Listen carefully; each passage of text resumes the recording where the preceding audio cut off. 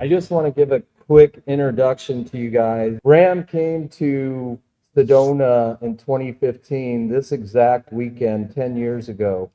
So the first time that Graham and I did something together was exactly 10 years ago this weekend. And I'm so grateful to Graham. Few voices have reshaped the global conversation on our past more profoundly than our next guest. He's a best-selling author, journalist, and explorer whose groundbreaking work from Fingerprints of the Gods to Ancient Apocalypse has ignited worldwide debate about lost civilizations and humanity's forgotten chapters. And because of Graham and coming here these 10 years ago, it ignited this passion for me to do these events because I could see that Graham was bringing important information to our ancient past. And somehow there are forces that don't want that to come out. And Graham has been at the forefront, taking the hits from these forces. So in a way, as Graham says, he stands on the shoulders of other greats. We standing on the shoulders of Graham and Randall and the likes of them. Our next speaker with Graham is Master of Sacred Geometry, Geology, and Catastrophism. A researcher whose insights into Earth's ancient past are redefining our understanding of cyclical cataclysms and the rise and fall of civilizations. An educator, an architect, a founder of the Cosmographic Project. Please welcome both Graham, Hancock, and Randall Carlson. Thank you, guys. Thank you. The two of us now. It's come down to just the two of us. Oh. And hello to the audience there. Yes. I'm so sorry that I can't be there in person at the moment, but I'm certainly there in spirit. Before we go forward, let's clear up one thing. It's catastrophism. Yeah. Trying to help Robert out here. Absolutely. Catastrophism. Yeah, a word that should be better known because we've been Yes. laboring under the uniformitarian spell for far too long, which has excluded from analysis of the history and prehistory of humanity the role of catastrophes, and they need urgently to be re-included. And I suppose this brings us to our first topic, which is you've just come back, if I understand correctly, from a trip to the Azores. And again, correct me if I'm wrong, but the Azores stand right there on the mid-Atlantic ridge, yeah? Exactly, Graham. There's got to be a catastrophic story underlying this. So please tell me all about your trip and all about the Azores. Tell us all about it and why you were there and why you feel the Azores matter.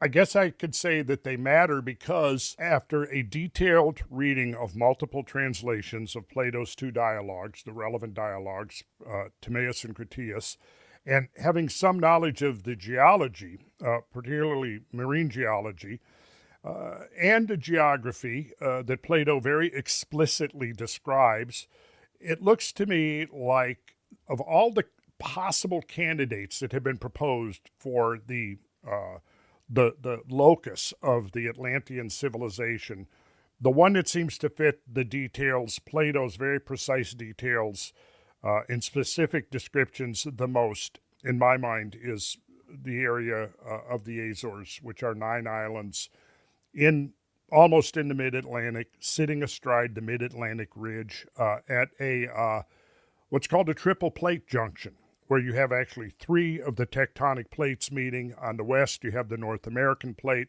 On the northeast, you have the Eurasian plate. And on the southeast, you have the African, now called the Nubian plate.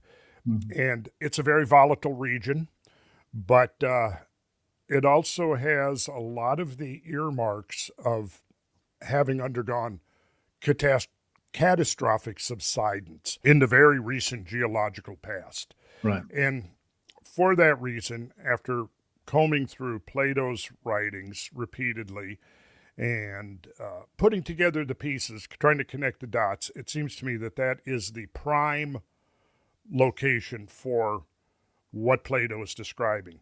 And just to jump in for a second, at a very sort of straightforward, simplistic level, tell us where Plato placed Atlantis in his mind's eye in the Timaeus and Critias? Where does he put Atlantis? Oh, this power came forth from the Atlantic Ocean. He describes it being outside, west of the Pillars of Hercules. Not south, not north, not east, but west. Yeah. And, there was one of the things I've pointed out is that in the 60s and the 70s, it was declared by the geological establishment that any possibility of Atlantis being in the mid-Atlantic region was completely impossible because of what we knew about plate tectonics and continental drift and so on. And yet, when you actually go back through the research that was as early as the 1940s, you find out that there is an abundance of evidence that is consistent with Plato's description and consistent with the idea that there was a massive subsidence in that exact region. And now I was interested in there because I've fantasized about the Azores being part of what is called the Azores or Azores microcontinent, which shows up very clearly on bathymetric charts, on digital elevation models of the Atlantic Ocean. We can pull up some visuals here in a bit if you'd like to look at that. And its approximate size fits very closely to Plato's description. The topography fits very close to Plato's description. And the location fits. Some of the quotations, and I know you've read Plato, probably not recently, but his description of geography is very consistent. Beyond the west of the Pillars of Heracles or Hercules, you encounter islands, and then beyond those is the island complex of Atlantis, and then beyond that, as he describes it, is the true continent, which we have to read as the Americas. Exactly. I mean, and if you do that, if you read that as the Americas, then his whole geography becomes totally consistent.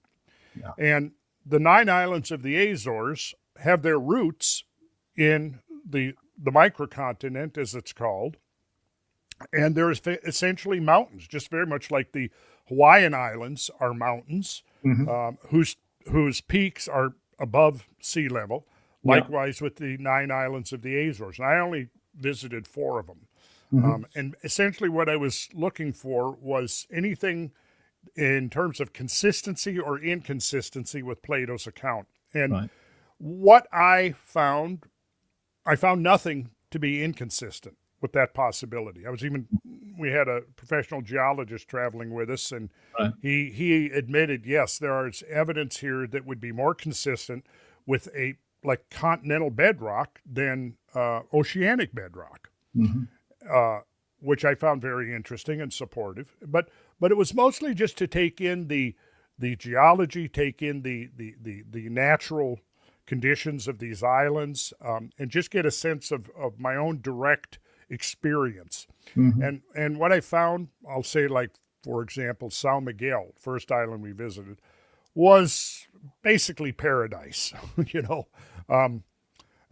then you look at the other islands, and there's definitely evidence that's consistent with catastrophic episodes in the recent geological past.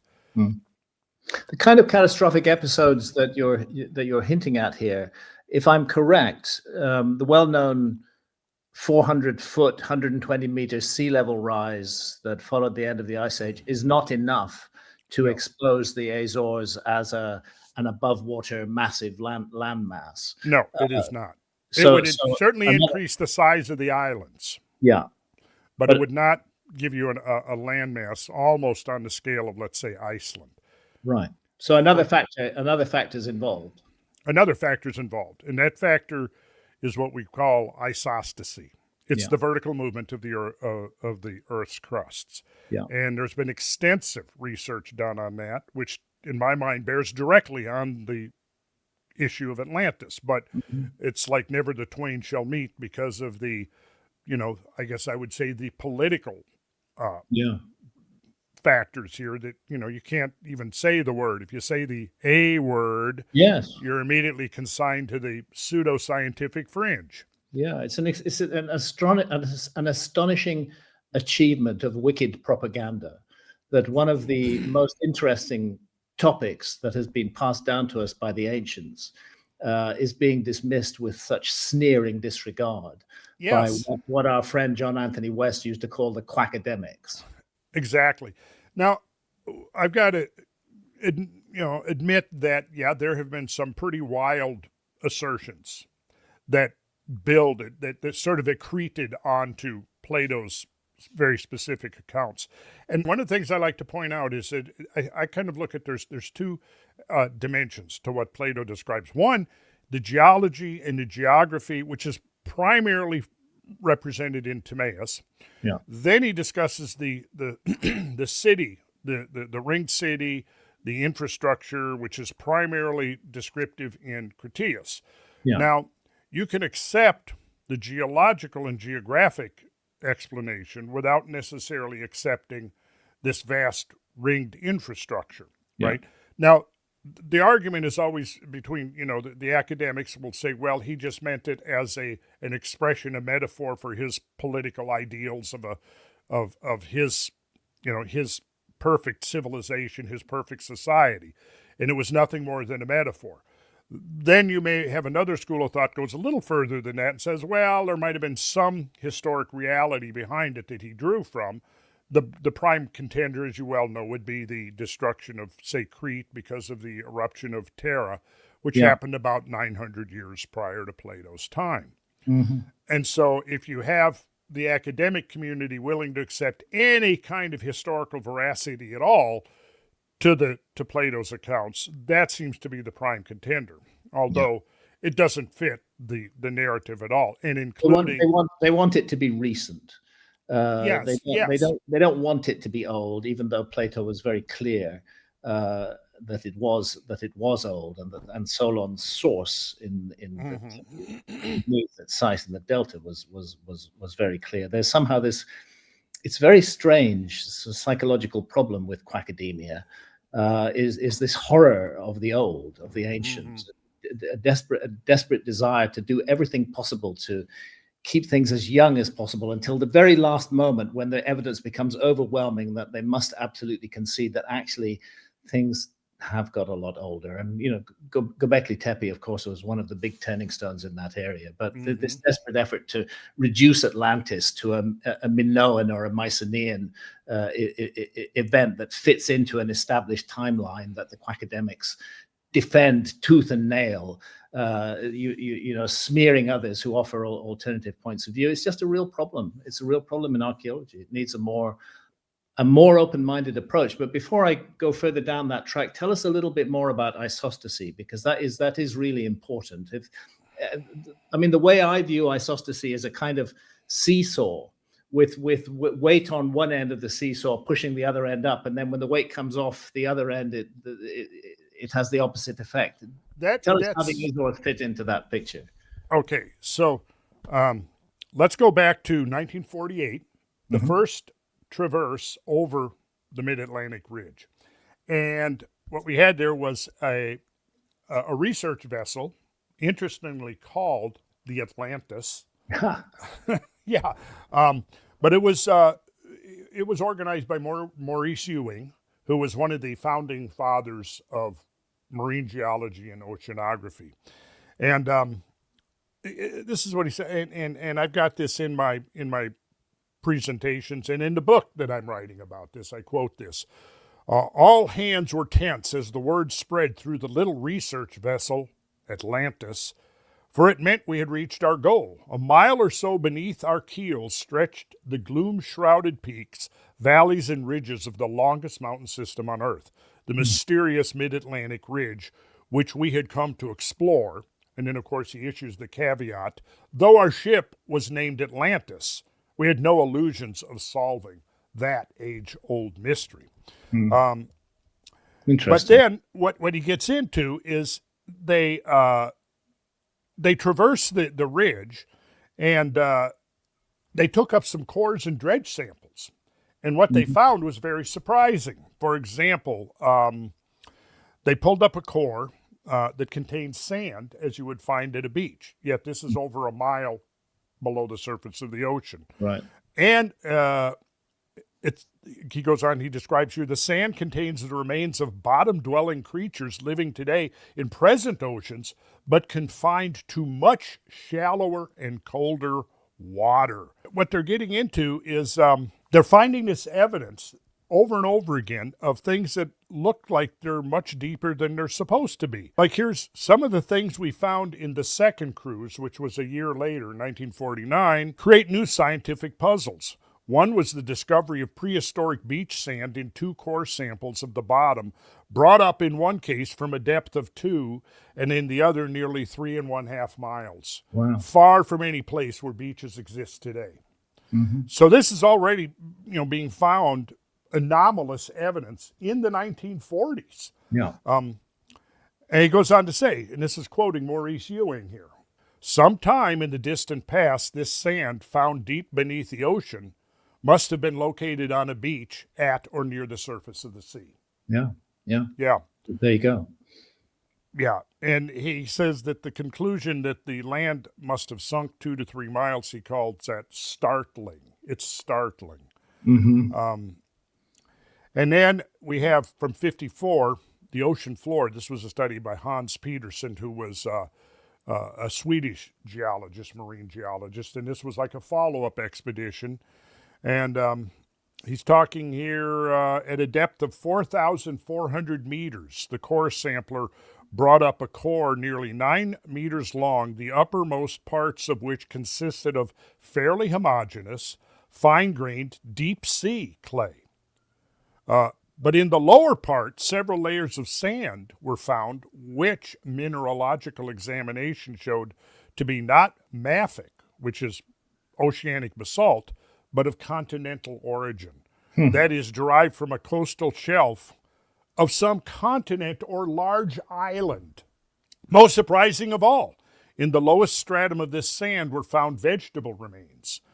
Twigs, nuts, and bark fragments of dicotyledonous bushes or trees, bespeaking still more emphatically a continental or island origin.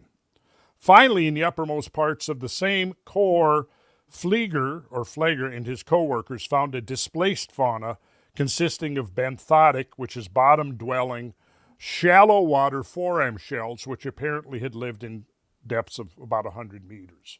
Now, this is 2 miles below the ocean.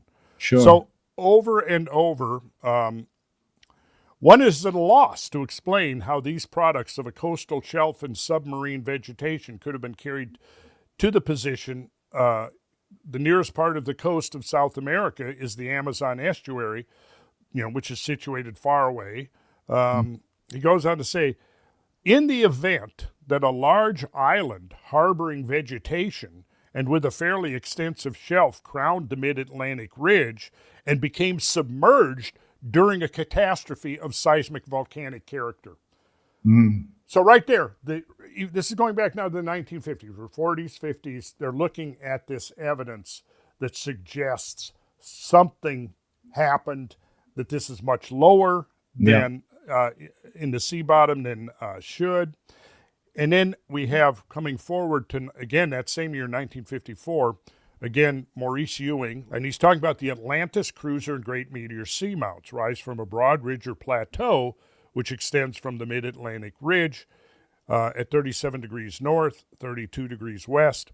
The Atlantis seamount, briefly explored in 1947 and 1948, was found by echo sounding and submarine photography to have a fairly flat bedrock summit area at about 180 fathoms, covered in some cases by cobbles and in other by current rippled sand. Its slopes are covered with sand or ooze, symmetrically rippled at 400 fathoms and marked by slump features at 570 fathoms. About a ton of flat pteropod limestone cobbles was dredged from the summit area. One of the cobbles gave an apparent radiocarbon age of 12,000 years. Ah, that was going to be my next question. Had any of this material been carbon dated? So that's fascinating. So 12,000 years, that puts us back into the Younger Dryas time frame. Yes. And let me finish the quote.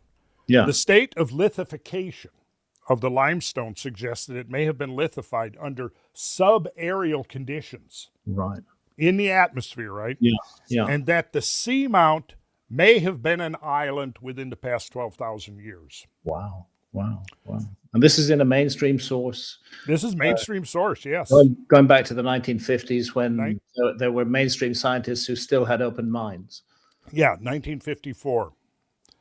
The cruiser and great meteor seamounts studied in 1952 have larger, flatter summits at 150 and 165 fathoms depths. These youthful geos may have originated as volcanoes, which were later capped by limestone, and more recently have sunk beneath the sea. So this is the empirical data that's beginning to accumulate. And there's a lot more than this. But getting back to your question about isostasy, which is how this stuff sinks beneath the sea, really. If sea level rise isn't enough, is isostasy the mechanism that drives it beneath the sea? And if so, can you visualize that for us? Can you envisage what that might have meant if you were on the mid-Atlantic ridge at a time of an isostatic collapse? What would it have felt like? Well, it would have felt like one god-awful earthquake, I think. And then you would have had enormous tsunamis washing in over what had previously been subaerial or above the sea level. There is evidence of a major collapse. I don't know how much time we've got because I actually gave. Well, what we've not done is explained isostasy properly, and I think it would be good if you could address that, Randall. Right. So here I was just showing some of the empirical data. Consistent with subsidence. Now, this is from 1969, Tectonic Implications of Glacio-Eustatic Sea Level Fluctuations. It appeared in Earth and Planetary Science Letters by a team. Now, eustatic is the rise and fall of sea level commensurate with the expansion and contraction of glaciers on land. Yeah. Right? Glaciers melt, you have eustatic rise. So that's important. Eustatic rise and fall of sea level is directly related to isostatic differentiation of the bottom of the ocean bottom. So this is what was published in 1969, Tectonic Implications of Glacio-Eustatic Sea Level Fluctuations. The possible tectonic implications of glacio-eustatic sea level fluctuations have only received minor attention in connection with such problems as ocean floor spreading. The purpose of this report is to point out that late Pleistocene sea level data suggest that the ocean basins have responded isostatically and by a significant amount to the loading and unloading of water associated with Pleistocene glaciation. Right. So this was the beginning of these studies that yes, if you've got this major rise of sea level, you have to have a compensatory downward movement of the sea bottom. But also there's the other side of the equation, which is the ice mass being lifted off North America. Which then you have isostatic rebound at the opposite end of that seesaw would be pretty much the mid-Atlantic ridge. Yes. Can I do a share screen here? I believe we can do that. If I have, we'll see here. These are some images aerial images taken years ago of the area around Hudson Bay, which Hudson Bay was the center of the great North American ice mass. Let's see, is this the one? Let me get there we go. Okay, so these are elevated and abandoned shorelines along Hudson Bay. The highest one is about 1,500 feet above present sea level. Wow. And I can go to the next. There's a couple of variations of it. And so this is a rebound now of continental granitic bedrock. This is the core of the North American continent, and it was where the thickest part of the Laurentide ice sheet was, at about 1.5 miles thick. And in this photograph, here's Hudson Bay out here, and what you'll see is that as you go back in time, as we come forward, you're going back in time. The largest displacements occurred immediately after the deglaciation. So in other words, the early stages of rebound were much faster than later on. To put this in simplistic terms, when we talk about rebound, What we're saying is that landmass was pressed down by Yes. the massive weight of the ice. And then as the ice came off, as it turned into water and went back into the world ocean, the land began to rebound upwards. Correct. Yeah. That's right. That's exactly right. And the point is in what's in geophysics, the geoid of the Earth is always trying to move towards equilibrium. Yeah. So if one place is rising, somewhere else needs to be going down. And that depression is going to not necessarily be uniform. Mm-hmm. It's going to be focused along the zones of least resistance. Yeah. This is now 1974. This is from the professional journal Quaternary Research. The title of the article is Late Quaternary, Glacio, and Hydroisostasy on a Layered Earth. So hydro meaning isostasy driven by movements in ocean volume. Hydroisostasy, the concept that meltwater from Pleistocene ice caps produced loadings of ocean floors such that significant global deformation followed. Mm-hmm. Recently has been examined by Walcott. The earlier qualitative assessments of hydroisostasy as an important factor in glacioeustasy are qualitatively supported by Walcott, who also demonstrated that the effects of glacioeustatic inundation will vary with location. Mm-hmm. And again, beyond the time we've got to discuss this day, but obviously one of those variants are going to be focused along areas of least resistance, and clearly one of those would be along a triple plate junction, such as we find associated with the again, microcontinent. In the role of simplifying this, we're to envisage a North America where the landmass is pushed down by the weight of ice, and a mid-Atlantic ridge which is pushed up yes, the opposite end of the seesaw. And then when the reverse happens, the mid-Atlantic ridge subsides catastrophically beneath the sea. And this, coupled with sea level rise, results in the loss of a kind of Atlantis-sized landmass. That's exactly it. Yeah, you nailed it. I mean, that's it. And that's a good analogy, a seesaw type effect. Yeah. And so, were we to enter another ice age and 400 feet of sea level, which is hundreds of billions of trillions of tons of water, removed, you're going to have the analogy again I used was like, just think of a beach ball, and you press it this way, it expands this way, right? Yeah. And when I don't know if it was you and I together on Joe Rogan, but we were talking about Atlantis, and I was trying to explain isostasy to him. And he was sitting on a nice, soft, comfortable chair. And I said, right now, Joe, the chair you're sitting on is undergoing isostatic depression because of the weight of your ass. and he got it. I think he got it. Yeah.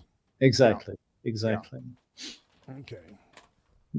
Now, one of the intriguing aspects of Plato, which of course causes a great deal of controversy, is the statement he passes down to us that the submergence of Atlantis happened 9,000 years before Solon's visit to the temple of Neith at Sais in the Delta. That's drawing from the quoted words of the Egyptian priest, which coincides 9,000 years before Solon is 9,600 BC, which coincides perfectly with meltwater pulse 1b, which Plato could not possibly have known about, and nevertheless he gives us a date which coincides with what is recognized as a catastrophic era. But at the same time, we have all these desperate attempts by those who want everything to be young to say, oh, Plato didn't mean years, he meant months. And I'm saddened to see that people who style themselves as alternative thinkers are also grasping onto this hopeless straw that Plato was somehow referring to lunar months when the reference was to 9,000 instead of to solar years. And if anybody knew their solar years, it was the ancient Egyptians. Again, it's an effort to castrate Atlantis, to turn it into something safe that nobody has to worry about, which doesn't rewrite the entire historical timeline. Tell me your views on this. well, let's just do a quick share screen again, and there we go. Okay, so here's the Greek of, and this is just one sample. We could have done multiple samples. Sure. Here's the Greek, though, from Timaeus, and I've underlined this word up here, eton. Yep. Eton. Well, eton is the Greek word for years. Mm-hmm. And there's a completely different word for month, which is mu, eta, nu, which is almost word moon. It's from where we get our word month. So Right. first of all, there's two very distinct words, one for years, one for months. Mm-hmm. Plato uses the word eton, which is years. He doesn't use the word month. He uses the word that we understand is annual cycles around the sun, years. Yeah. Okay. Yeah. Then also, if we go back here, we look at 9,000 lunar years or months. That's 750 solar years. Mm-hmm. Okay. So according to Herodotus, Solon was in Egypt during the 26th dynasty, which lasted from 664 BC to 525 BC. Solon's then in Egypt circa about 600 BC in round numbers. Mm-hmm. Again, according to Herodotus, during the reign of Amasis. Okay. Now, 600 BC plus 750 years brings us back to 1,350 BC. Yeah. Well, okay, we can see here that's the end of the reign of Amenhotep and the beginning of the reign of Akhenaten. This was the 18th dynasty. Now, if we accept the lunar explanation, we're supposed to believe then that their sacred registers only really essentially go back to the reign of Akhenaten. Exactly. Which is 18th dynasty of the New Kingdom. Yeah. Well, then we've completely lost everything prior to that. Yeah, the Turin Papyrus and the incredible renal lengths in the king lists of ancient Egypt, for example, at the Temple of Seti I in Abydos, going back and back and back in time, and to reduce all that to a period of 750 years is just actually plain stupid. Well, yes, and there's a lot more problems with it, but you can see immediately the whole chronology falls apart. Even the academically accepted chronology makes no sense. Any alternative chronology, no chronology here makes sense. Yeah. And to me, the fact that the terminology that was used by Plato is clearly referencing years and not months. Yeah, absolutely. It's just another one of those ways of distracting from the core issue. Another one being the tendency of those who criticize the whole notion of Atlantis to separate Plato's story of Atlantis, to separate that from the global flood tradition, the fact that we have more than 200, 300 flood myths all around the world, which speak of a global cataclysm, which speak of a time before the flood, often described as a golden age, which speak of humanity somehow angering the gods and the universe striking us down. This is not a story that's limited to Plato. This is a story that's found all around the world. And one of the ways that those who specialize in so-called debunking try to attack Atlantis is to completely ignore the global flood tradition, of which Atlantis is just one small part. It's not even the largest. It's not even the largest part of it. Exactly. And when you put the geophysics, bring the geophysics into it, like we've just been talking about here, clearly it is the rapid melting of the ice sheets, not only North American, but also the North European. The whole Fennoscandian ice sheets were huge in their own right, much bigger than what now mantles Greenland. The timing suggests that the catastrophic melting of both sheets happened in a series of huge pulses of meltwater. Yeah. The final pulse of that meltwater pulse 1b, just purely coincidentally, is dated 11,600 years ago. Yeah. Like Plato told us that 2,300 years ago. Exactly. Right? Exactly. And the final subsidence of Atlantis followed that rapid pulse of sea level rise. Yeah. Okay, so we'll just ignore that. So like you said, the flood myths, I think we can attribute, primarily to three factors. One, the direct glacial melting, such as you and I were exploring in our traverse from Portland to Minneapolis. Absolutely. Major tsunami events Yeah. that could inundate coastal areas, and then the rain out from these catastrophic events. Obviously, a bolide impact either into an ocean or into an ice sheet is going to inject enormous amounts of water vapor into the atmosphere that is then going to have to rain out over a period of weeks. Yeah. And what we find when we look at the flood myths, some of them provide some details that are not provided by other accounts. So you have to almost take it holistically and realize that, different cultures had different perspectives on these events. And also different experiences. I mean, Yes. it's fascinating in the Iranian, the ancient Persian accounts, that what is described is less a flood and more of an incredible deep freeze, an absolute a freeze from which people must seek shelter by digging underground shelter. It's described. Again, these are the consequences of the kind of global cataclysm that we're envisaging, that brought the Younger Dryas to. And in fact, there really were, in my view, two cataclysms: the beginning of the Younger Dryas and the end of the Younger Dryas. Yes. Cataclysmic. Yes. You know? Even speculate there was a preliminary catastrophe associated with Meltwater 1's Pulse 1A that could have happened about 14.6. Yes. I'm still exploring that. Yeah. I don't have a definitive opinion on it one way or another, but it almost I'll tell you my view, if I may, Yeah. that if there has been a lost civilization, and I emphasize if, I've never claimed to have proved that there was a lost civilization, nor have any of us. I'm just claiming that it's an interesting matter to investigate, given the huge amount of anomalies that we have, that we have all around the world. I've kind of lost my track here. What was I saying? If there was a lost civilization?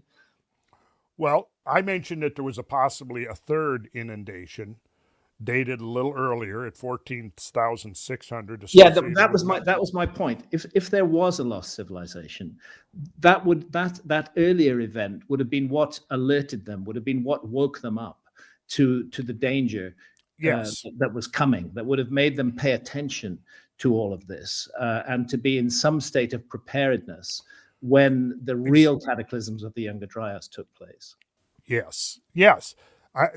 That's pretty much the same framework that I'm looking at it. That would have been like a precursor catastrophe. Yeah. And that was then followed by the Younger Dryas, the lower boundary, which we're placing between 12.8 and 12,900. Again, I'm sorry to interrupt, but it's particularly interesting after that Meltwater Pulse 1A, that 14,500, 14,000, whatever, 800 years ago. It's after that you begin to see the first stirrings, the first traces of what becomes the Taztepler civilization in Turkey. The very earliest, they suddenly sort of start popping up after that. There's definitely something went on before the Younger Dryas, no doubt about that. Yes, I think that there were, you want to call it almost forewarnings or precursor events. Typically, like oftentimes when you have a major volcanic eruption, they will be preceded by smaller eruptions. That's what happened with Krakatoa. Krakatoa didn't all of a sudden blow its stack. It spent several months warning, lesser eruptions were occurring, seismic events were occurring, and then finally that was building up to the climactic event, which was this big, what was it, 1883, I believe. Something like that, yeah. Something like that, yeah. But Plato actually describes he says, there have been and will be again many destructions of mankind arising out of many causes. The greatest have been brought about by the agencies of fire and water. Yeah. And then, of course, as you well know, he goes on to describe and invoke the story of Phaeton. Yes. Right? Phaeton, there's a story, he says, which even you, he's talking to Solon there, which even you have preserved, that once upon a time Phaeton, the son of Helios, having yoked the steeds in his father's chariot, was not able to drive them in the path of his father, and he burned up all that was upon the earth and was himself destroyed by a thunderbolt. Now here's, to me, the most interesting line. Now this has the form of a myth. but it really signifies a decline of the Mhm. bodies moving around the earth and in the heavens, and a great conflagration of all things upon the earth, Yeah, recurring at long intervals of time. So it's like he's opening the story of Atlantis by invoking the myth of Phaeton. yeah. And then A he says, well, cosmic cataclysm. Yes. yeah. And then he's saying, well, it has the form of a myth, but here's what it really signifies. I mean, Yeah. it's pretty clear cut, I think, what Plato's doing there. Yeah, I think so too. And I think that he felt at liberty to incorporate elements of myth and tradition within his own philosophy, where Yeah. it was useful to do that. And in that way, his philosophy serves as a time capsule that has carried down precious memories from the deep past. Yes.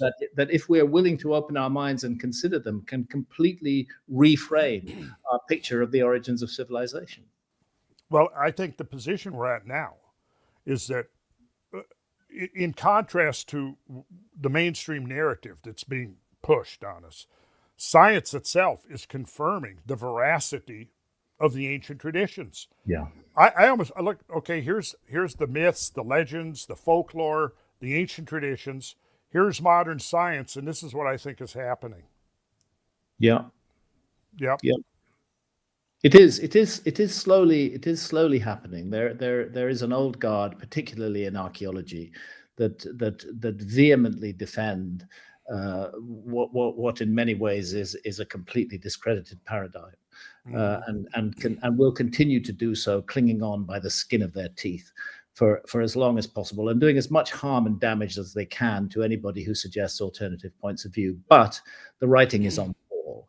And the new evidence keeps on coming in, I don't know what that evidence proves, except one thing: it proves that the structure of history and prehistory that we've been given, the further back you go, the less reliable that structure is. That we've been given a story about our deep past, which does not explain a vast number of anomalies that need explanation. And that's why people are so uncomfortable with the mainstream archaeological narrative. It's not because archaeologists are bad people. They're doing important work, great work. They're the tools that they use, and the mindset, the professionalism that they bring to the investigation of the past are incredibly important.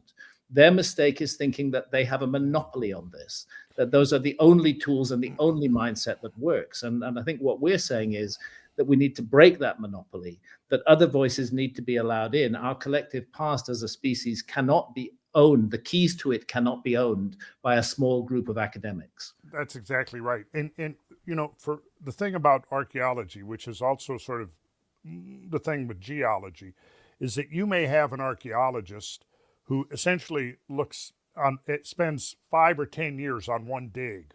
Yeah. And as far as that goes, there's not going to be anybody else who knows nearly as much as they do about that one specific site. Correct. Yeah. But that does not necessarily then endow them with the ability to see the big picture.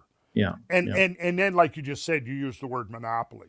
And I think that's what they think. Well, yes,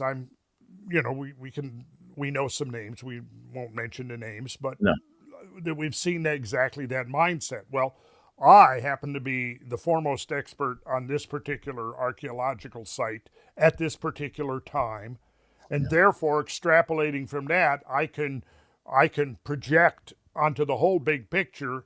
Yeah. And same thing happens in geology. I mean, you may read a geological paper where a geologist has spent years looking at one outcrop and studying one outcrop. Mm-hmm. Well, absolutely, they're going to know as much about that outcrop or more than anybody else. Yeah. But that does not endow them necessarily with the ability to conceptualize the big pipicture. Absolutely not. And so much of like just what you and I did together when we made that traverse. Yeah. We explored the scab lands, and then we moved into Montana. We looked at some of the area around the glacial lake that was presumed to be the source of the floods. Yeah. And then we came across all the way to Minneapolis. Now, do you remember the last site that you and I went to together was up on the St. Croix River, and we saw those giant potholes. I have this great photograph of you I'm down in the pothole, Yeah. and you're leaning over looking into it. Yes. Now, that was not created by any modern forces. No. That was a singular event when you had a gigantic flood of meltwater coming Yeah. down through the St. Croix River Valley. Yeah. And that dates to pretty much the dating that I've been able to see on that, puts it right in the same window as the cutting of Grand Coulee and all the rest that we were seeing in the Scablands. Yeah. Yeah. We can come forward to the Finger Lakes of Western New York and we'll find the same dates. Mm. What's missing, in my opinion, is connecting the dots. Yeah. The big picture. The big picture. Yeah. And that's where we need to be going. We need to have researchers now that are coming out, looking at the big picture and starting to connect these dots, because you've got geologists and archaeologists looking at all of these sites, but not connecting the dots yet. Exactly so. We need Exactly to start. so. Yeah. And that's why conferences like this are important, and it's why we need to remember and we need to remind the quackademics that members of the general public also have important insights to bring to this party.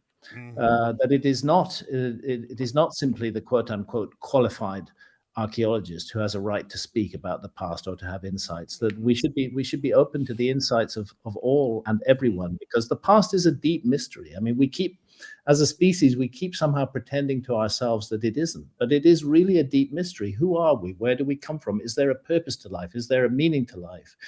The ancients devoted their best minds to considering such matters, whereas today we pay way too much attention to trivia and to passing fads and fancies. You know, we need to learn. We need to learn from the past. This is the message, and to do so with a sense of respect and a sense of humility. And it's that disrespect for Plato that I come across in academics whenever he says something that doesn't fit with their narrow and limited picture of the past. They immediately disrespect him. These same quackademics, present themselves as being champions of indigenous peoples in places like the Amazon rainforest.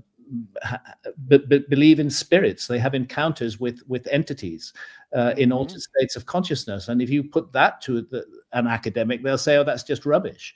That has no meaning at all." So beneath their politically correct veneer, the experts in these fields actually despise indigenous traditions and the word of the past that has come down to us.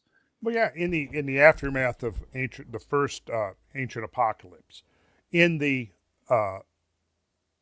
That was the title of it, right? Yeah. Of course, yeah. Okay. It's the criticisms of it were that it's like you are disrespecting the indigenous people of the past, right? Yeah. And their traditions. When my reading of it is, no, it's exactly the opposite. Yeah. Because you guys are the ones who are discrediting the core of their traditions. Yes. That's the whole problem. They don't, and the quackademics don't seem to see this. That they need to listen to the voices of the past, and the voices of the past say there was a worldwide cataclysm, and before it there was some kind of golden age. There was something before it that was destroyed and ended. We cannot simply ignore that testimony because it doesn't fit with the time frame that a relatively limited group of scholars have imposed. There is, some of the critics have said, well, the Egyptians, it's implausible that they could have preserved a tradition for 9,000 years. Huh. That's been put forward. Yet recently, within the last year or two, I've been doing some researching on indigenous peoples of the Great Basin area, which includes mostly Nevada, but a lot of Utah. There's the, what are they called? You've ever heard of the Burning Man Festival? I've even been there. Oh, okay. So that's amazing experience. I've not been there, but the Black Rock Desert where that is held was one of the basins of glacial Lake Lahontan, which was the second largest lake in that Great Basin region. At the site of the Burning Man Festival, the water was 500 feet deep. Wow. And people that are attending that are not thinking about, well, not so long ago there was 500 feet of water here. Yeah. The total depth of Lake Lahontan at its deepest bay was about 900 feet. Wow. Well, so the tribes, the Paiute tribe was the primary American Indian tribe that lived in that region. And they had stories and legends that go back, well, they said go back to, they remember their ancestors there were living on the shores of a great lake, and there were ice up on the mountains to the west. Yeah. Right? Well, it was never taken seriously, but because of the fact that the lake was gone by 10,000 years ago, right? And the glaciers on the mountains essentially were gone at the same time. But the first thing they did was, this was in the 90s, they were persuaded, because there had been in the early 20th century a cave that had been discovered by, I believe he was an archaeologist, and he was exhuming in the cave. He was digging, and he found 60 mummies in that cave. Mm-hmm. Right? Okay, so now this cave, interestingly, was very close to the high water mark of Lake Lahontan. So the assumption was that the vigorous currents of the lake is what eroded this cave into this limestone, right? Mm-hmm. Mm-hmm. What became of those mummies, no one really knows. But it was reported in the local press that this guy found this. Then in the 1940s or 30s, in the 1930s, there was a rancher who was digging a well down on the floor of the basin, and he uncovered a skeleton of an individual that was 8 feet tall. Now, this was also reported. I was actually able to go in and find copies online of the newspaper, the local newspaper from that year. Found the actual account where it describes him finding that. Well, so now fast forward to the 1990s, and there, because of the Native American Graves and Repatriation Act, there was several additional mummy found in another cave much more recently. And the tribe wanted to repatriate that. They wanted to rebury it. So there was a controversy very similar to the Kennewick Man controversy. Yeah. And the result of it is that the tribe finally agreed to do radiocarbon dating. But they said only the Danish geneticists that did the dating on the Kennewick Man, because we don't trust American scientists, they said. So they brought him in, he did radiocarbon dating, and it came out to 10,000 years old, or even older. Yeah. Even older, okay? This is in the 90s. Fast forward about another 10 years, and the tribes are claiming ancestral connections with this mummified figure. So they do DNA testing, the tribes and the figure, and guess what happens? They find out that they are genetically related. How interesting, yes. So now, the point being, though, they have traditions of their ancestors living on a lake that disappeared 10,000 years ago. So the oral tradition has preserved accurate historical information, which has, of course, was never written down, but which has been passed down from family to family over multiple generations and still remains intact today. And indeed, this is the case worldwide. Very similar examples from Australia have recently come out, where we know that oral traditions can be fantastically accurate, and in some ways more accurate than written traditions, because nothing endures as well as a great story. Passed down story embed important factual information in it. And even if later storytellers don't know the meaning of that factual information, as long as they pass the story on true, that factual information will pass on with it. Right. And we also have to believe that, and understand, not to believe, but understand that the oral tradition was very different from just somebody casually telling a story. Yes. Yeah. I mean, it was a very structured thing. Totally. And one of the places where that tradition is still preserved is the much maligned, wrongly maligned Masonic fraternity. Mhm. because what you have there is a tradition that goes back now at least a 1,000 years, Mhm. and the way that this is perpetuated is mouth to ear, Yeah. Yeah.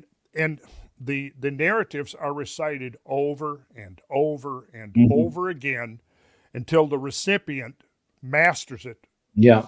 to the word, and then it's handed on to the next and to the next, so Mhm. that hundreds of years go by and virtually it's exactly the same words.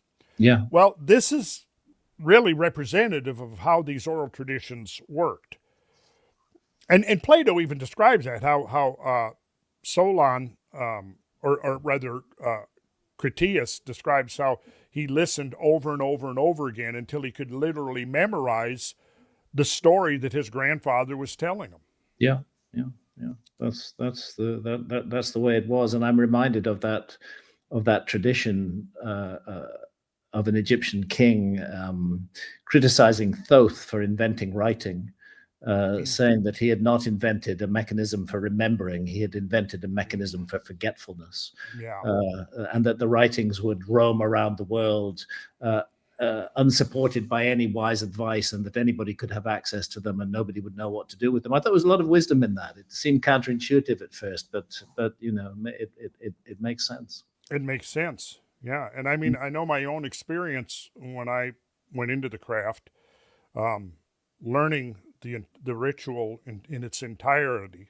I spent almost 7 years until I had mastered it to the point where I could stand and recite literally 2.5 hours Wow. from Yeah. memory. Now I've forgotten a lot of it because I haven't been active in over a decade, Yeah. but it's all still here. Sure. If I Sure. heard it again a few times, it Yeah. would all come back. I think actually that some of the mysteries in our past that remain to be exposed do concern secret societies, and do concern a behind the scenes organization that is somehow involved in making civilizations. I won't go too far into that, but there are so many traditions, for example, from ancient Sumer, which speak of this, which speak of the role of these particular advisors who seem to be part of a esoteric or secretive group, which is there to guide and advise societies over very, very long periods of time. And the academic disbelief that such ideas could be retained for thousands of years is, in my view, nonsense. Passed on within a highly structured oral tradition, the ideas can survive potentially forever. Potentially, yes. And Yeah. it brings to something, a question that I've intrigued me for a long time, which is that given catastrophes, one of the details of myths over and over again is that there was some group, some individuals that had foreknowledge. Yeah. Now, where did that foreknowledge come? I mean, we can kick it upstairs and say it was some kind of divine revelation, but that doesn't really explain anything. Lost ancient science. Right, right. Somebody, it consistently, somebody had foreknowledge. They were able to prepare. Again, referring to like the Masonic craft, there's a legend of Enoch knowing that the flood was going to come, and so he Yeah. took steps to preserve Mhm. the ancient science and Mhm. and stories by. And of course, it's the same story with Atrahasis in Mesopotamia. Yes, Warned by the god Ea or Enki of the coming of the flood, takes steps, makes preparations, and even buries tablets with knowledge upon them in the city of Sippar, yes, and to like, be recovered later by mankind after the disaster. well, and then like Plato says right there in Timaeus, he says, well, those who survive are going to typically be who essentially survive by the luck of the draw are going to be wholly preoccupied with continuing to survive Yeah. in the Yeah. aftermath, in the desolation of in the aftermath of a flood or a catastrophe, whereas those who took steps to prepare are going to be the ones who are preserving the Yeah. knowledge to pass it on. Yeah. Yeah. And that to me does not sound so so exotic or esoteric or No. ridiculous that, I mean, even today we have prepper movements, people who are, Sure. you Sure. know, It sounds perfectly reasonable. When it comes down to something that threatens the existence of the entire human race, we are an innovative and inventive species, and we would find a way around it. We'd find a way to keep the seed of knowledge going, to keep it coming through the catastrophe to the times that followed. And that's what I think we're living in. We're living in the times that followed, and that's what the ancient Sumerians also believed, that we're living in the post-Diluvian era. And this is ultimately the same story that Plato is telling us in the Atlantis tradition as well. Exactly.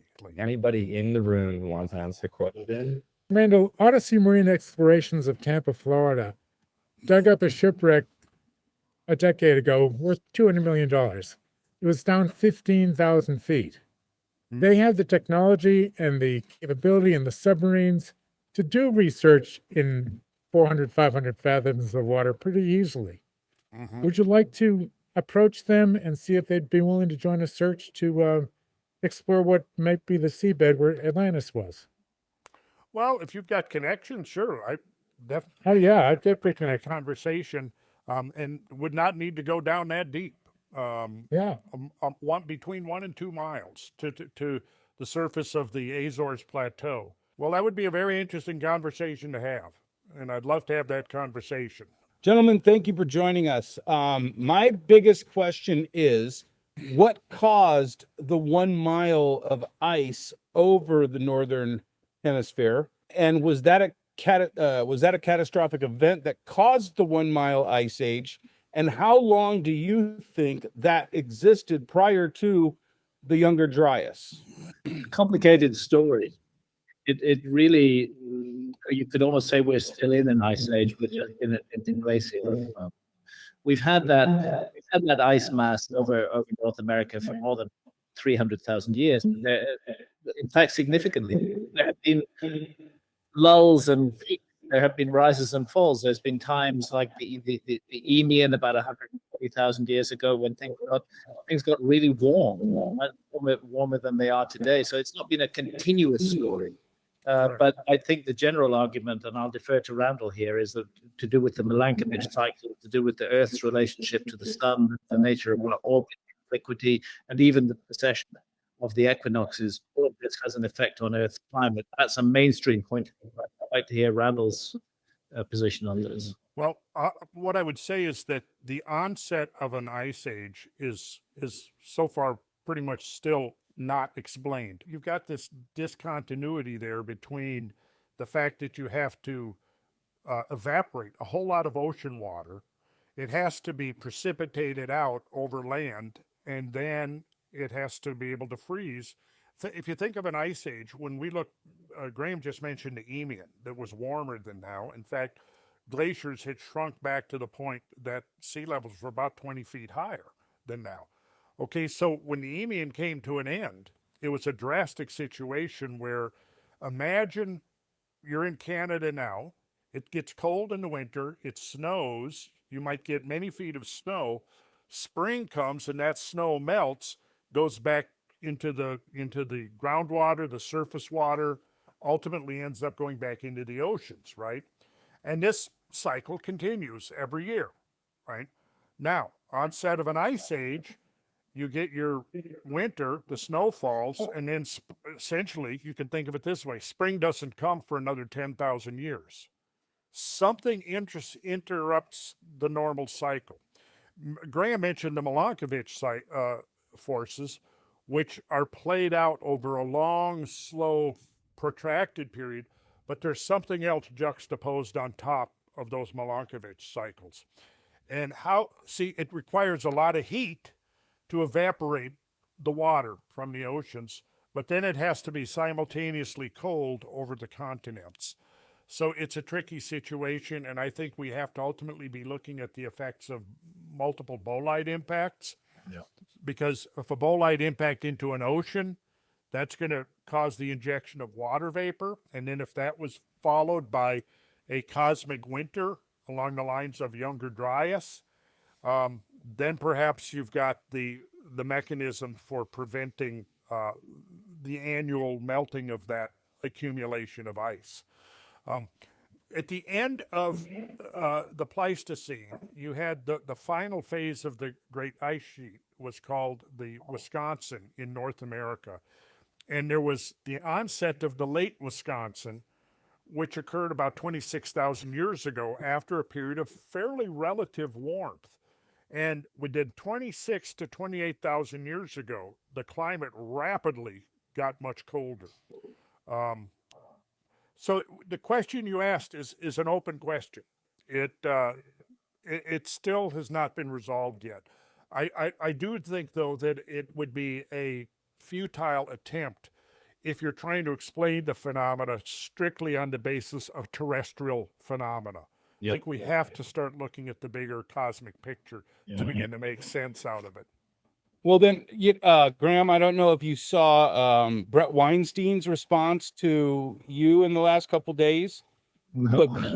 But he actually explained something that I'd never heard anyone talk about, that our solar system is traveling in our galaxy around other cosmic events, and that he actually thinks that it might be a outside of our atmosphere or outside of our solar system event that might have actually caused some of the Younger Dryas events. I mean, a very interesting point of view raised by my friend Walter Crittenden on this matter is the possibility that our sun is part of a binary star, and that the binary is, which itself is already a binary, that we may, all of the effects of accretion may be explained by a very large orbit of our sun around another star. I think that it's, we're just beginning to see the surface of these cosmic mysteries. The Earth cannot exist without the cosmos. We're part of the cosmos, and the cosmos, of course, has enormous effects on Earth and on civilization.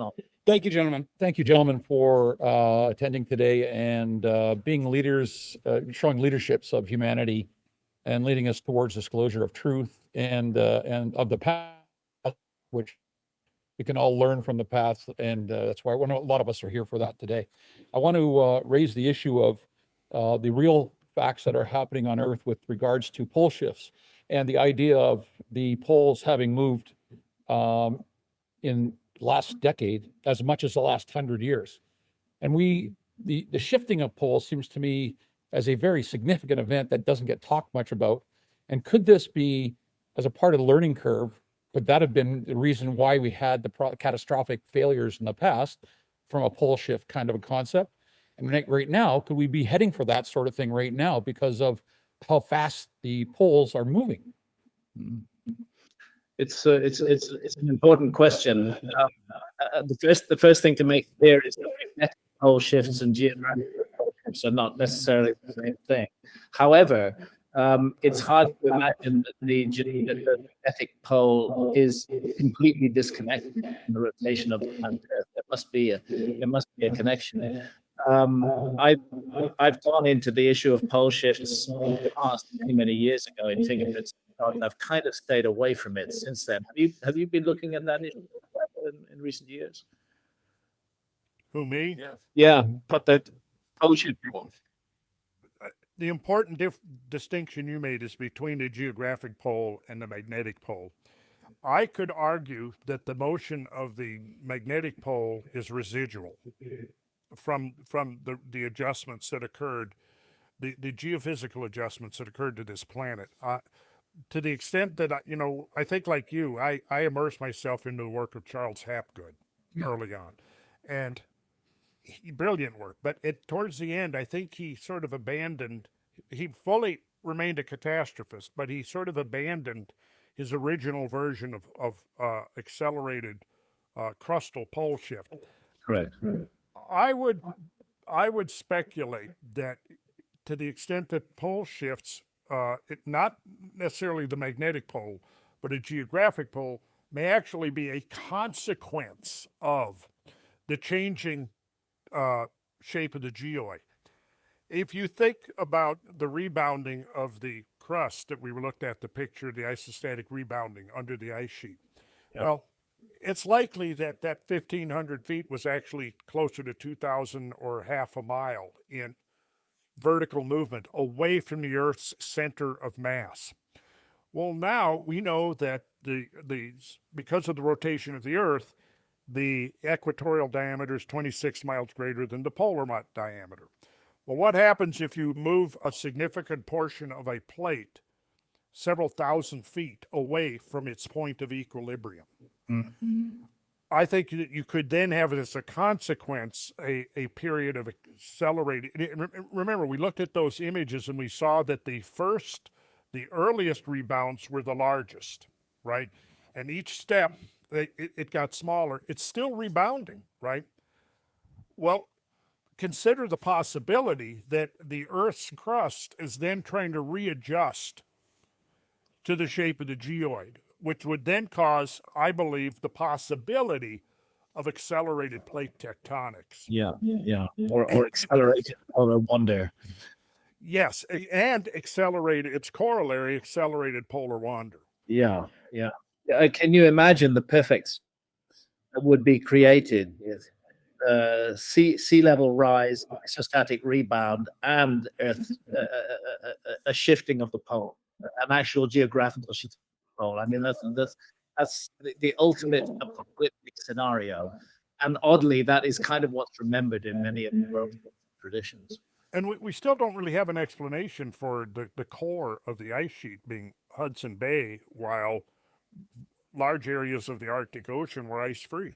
Yeah. And you had the Arctic coastline of Siberia densely inhabited by Pleistocene megafauna. Yeah. The world was very different, and I've certainly reopened my mind to the whole issue of pole shift. I'm not excluding that at all. I think we have to remain open to these cataclysmic possibilities to explain the evidence. We thank you all for being here, and I know everyone here much appreciates this kind of a chat. So thank you. Great. I was going to say, if you could go ahead and do a little research, see if you can find out if anybody's working on a time machine. That could solve a lot of problems here, answer a lot of questions. Go ahead with the next question. Thank you for being here in spirit. You're missed. A lot of us have been following your works and also the research going on into the possibility of a 90-degree physical pole shift of the Earth. You mentioned megafauna. There are stories about woolly mammoths with fresh flowers, unchewed, still in their mouths. You mentioned Charles Hapgood. I know a lot of people think that his work was compromised, that at some point his manuscript may have been altered to protect certain interests. There was a book called World in Peril about a military exploration of the Arctic, which included some declassified information. Given the rise in thought that we are actually in another antediluvian time, that the Earth may be due for a cyclical 12,000 year 90-degree pole shift, and all of your theories about melting and creation of glaciers seem to fit neatly within that theory. Any thoughts about the idea that we're actually rapidly approaching another pole shift, which may be linked to a galactic current sheet, and you were mentioning the effect of the sun on our entire system? There's a curious thing in the ancient world tradition, speak of a former cataclysm, the destruction of civilization, and oddly, they all say that it was something to do with the behavior that the universe became active, that the universe was disturbed, or in the Sumerian tradition that God Enlil was disturbed by the noise humanity was making. There's lots of metaphors and ways that this is put. When I look at the ancient traditions and I look at our civilization today, I think we tick all the boxes for the next lost civilization. And it's time to take care of our fellow human beings if we want to have any kind of future as a species. I do think we live at an absolutely crucial time in the story of the Earth. Thank you. Thank you very much. Randall, do you have something? Sorry. Yeah, I will say that, after starting with Velikovsky in the early 70s and moving on to Hapgood and actually several others, I kind of started coming to think that it was very difficult to come up with a scenario that would cause the planet to shift 90 degrees on its axis, because then we have to start breaking things down. Hapgood's model was just a crust. Velikovsky's model, I believe, was the entire planetary mass. Well, either case, it requires a tremendous amount of mechanical energy to cause that as a consequence. Yeah. And I methodically and arduously worked through some math years ago on what would it take in terms of a bolide impact to literally trigger the planet to its rotational axis to shift by any amount at all. And it was a massive impact, imparting a lot of energy.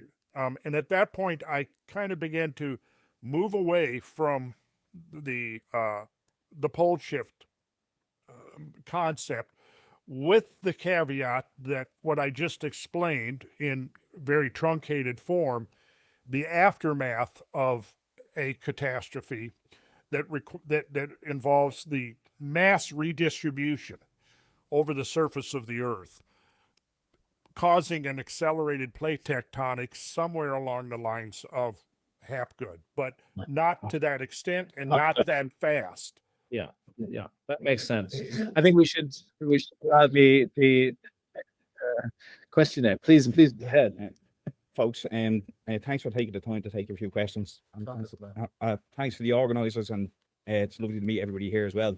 I'm obviously Irish, tell by the Irish accent, but a lot of the research I've done, there's an interesting connection in the Irish flood myths, the Irish migration myths, and I've done a bit of work into the likes of the genetic connection of the Irish to Egypt and the Irish to Iran. And there's further interesting stuff in regards to the sinking of the Doggerland Bank and the connection to North America. Are you aware of any of these, the Irish flood myths, or any of the stories yourselves, or is anyone in the audience even? Speaking for myself, I'm not as aware as I should be. I've tended to focus my research away from the old world, away from the European landmass. But I do know that there are intriguing memories preserved in Irish origins. How about you, Randall? Have you got any contact in this? Same here, but it's something I'm extremely interested in. And I would say to you, what's your name? My name's Kieran, or Ronnie, but I've a channel, I have a channel called Welcome to the Abyss, and I talk about all this stuff myself online. But so I just wanted to share to see if you agree with it. All right. Yeah, I'm interested in the Irish tradition, Kieran. If you could send me some links or something that I could begin to explore, I would love that. Yeah, 100%. Yeah, that's brilliant. And my friend Linda wanted me to say, if I got the chance to talk to you, to say hello. And again, thanks very much. Thanks, folks. All the best. Hi, Dan. Gentlemen, my name is Jason Huffman. Thank you very much on behalf of myself and of humanity for the incredible role you have played in guiding me out of narrative blindness, and to inspiring independent researchers all over the world, but especially myself, to keep going. Thank you very much. Quick question I have for you. I was speaking with Nikki Anna Jones, and she's doing some work getting the hallmarks of this antediluvian civilization sort of documented and put together in a singular place.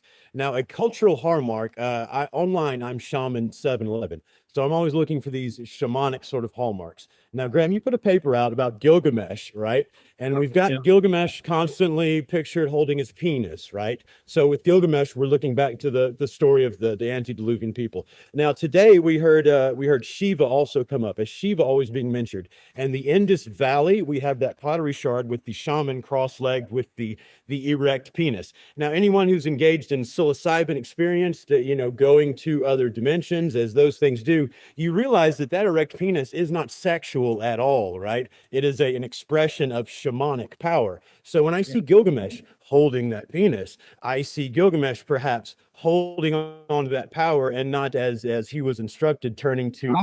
I have no doubt Gilgamesh is a shamanic figure, and his concern with his afterlife destiny is an example of that. And the amount of information that Gilgamesh receives through dream is another indicator that we are dealing with a shamanic figure here, coupled with his mastery of animals. There's no doubt that the origins of the Gilgamesh tradition vastly precede its earliest written incarnations. It's a much older story than that, and it's a shamanic story. And in my case, when I speak of the possibility of a lost civilization, I'm speaking of a civilization that emerged out of darkness, and that the fundamental principles of that civilization were shamanistic, not materialistic like our culture today. Correct. Yeah, thank you, gentlemen, very much. Yeah, that's it. Appreciate it. Thank you. Hi guys, it's good to see you again. Randall, I have a question for you. So when we were in Cosmic Summit in June, you mentioned to me that you were very intrigued by Robert Schoch's theory of a solar outburst potentially being the source of melting for the ice caps. And I want to know if since then you've moved closer to that theory, or if you're still more on the side of it was an impact. Well, for the Younger Dryas, lower Younger Dryas boundary, I'm more on the side that it was an impact. But I don't rule out the possibility of there being coronal mass ejections and solar storms. And I think we have to look at the whole system holistically, because what we now know from 20 years of solar observing satellites is that the sun is much more dynamic than we previously assumed. The solar constant was a myth.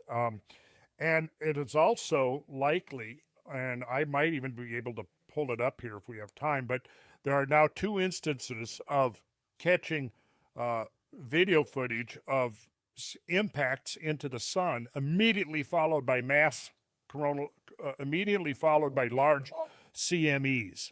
And so where I'm at now is that we look at a mechanism for introducing essentially a comet storm to the inner solar system by something outside the comet sphere, which is the Oort cloud, which could be, like Graham was talking about earlier, perhaps a binary star system, perhaps some kind of galactic core event, perhaps nearby supernovas, some mechanism that can cause destabilization of these quasi-stable billions and billions of comets in the Oort cloud and Kuiper disk, send them sunward, and we may have, and I think the evidence is supporting, that bombardments typically come in clusters, and which would signify that the solar system, the inner solar system of the planetary realm, is probably overloaded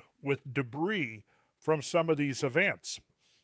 Now, the galactic core explosions the coronal mass ejections that we've seen associated with these 2 events of sun-grazing comets, they're called sun grazers, and the final destiny of virtually all comets that come into the solar system, if they haven't turned into dust, if they haven't been swept up by comets or satellites, they fall into the sun. And what we've seen now is that there's very strong possibility that there's an outsized response in the solar chromosphere to the influx of hypervelocity cometary masses. In other words, it doesn't have to be one or the other. It doesn't have to be one or the other. It has to be the opposites.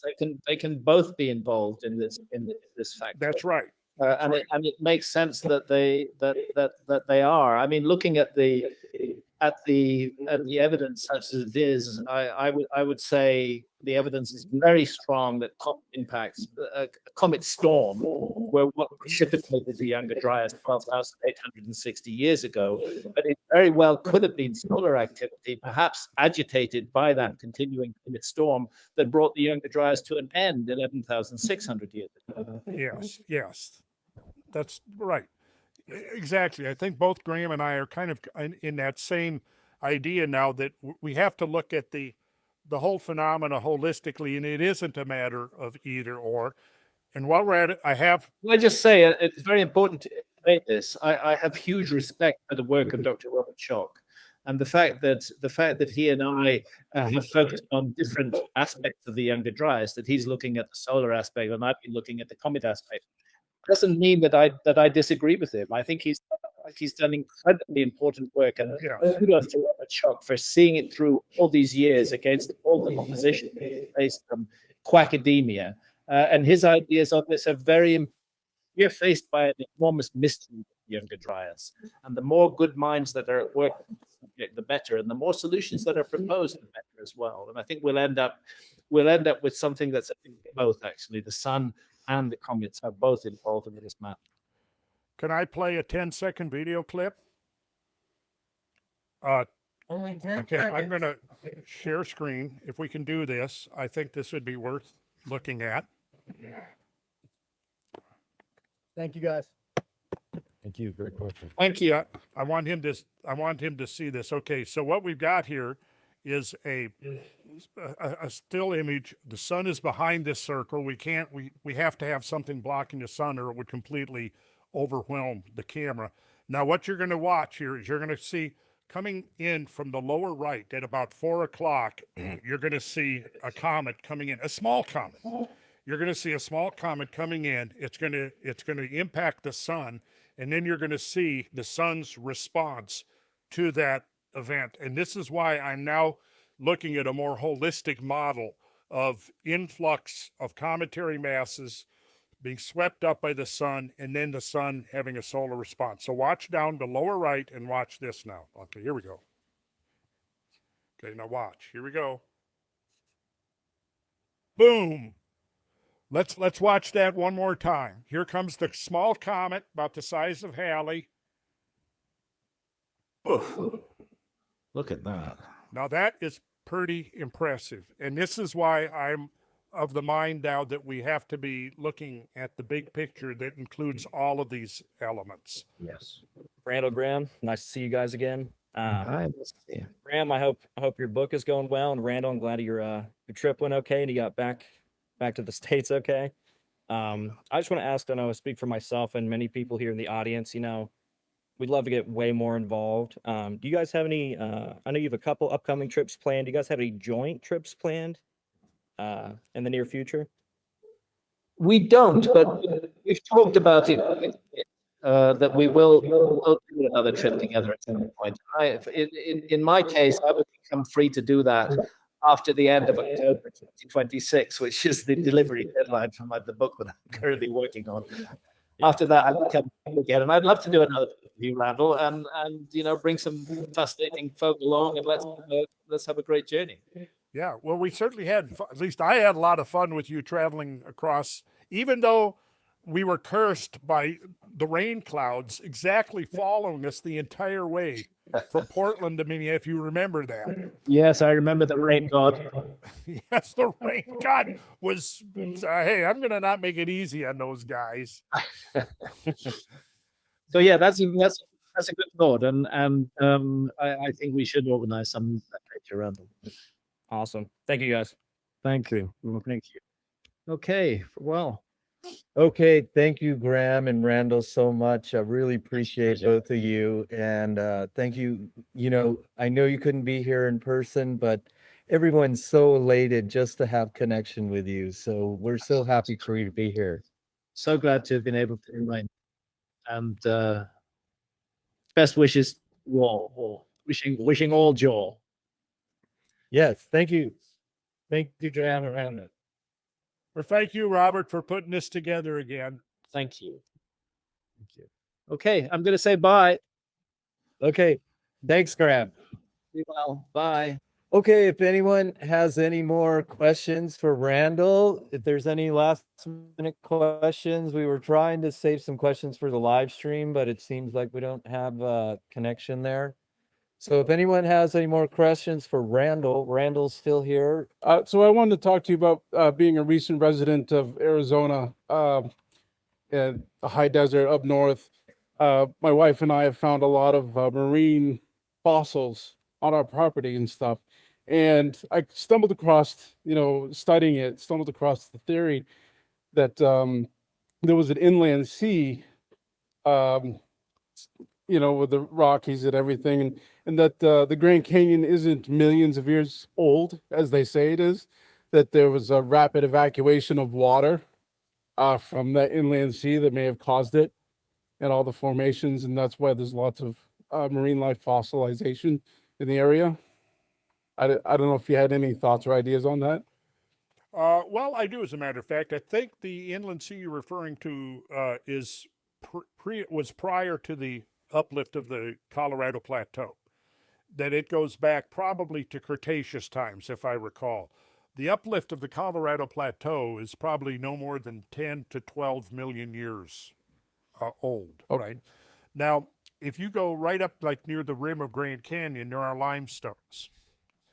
That means that those limestones formed in a shallow marine environment. So, but of course, the Grand Canyon is only the lowest in the staircase, the Grand Staircase. There was another mile of rock.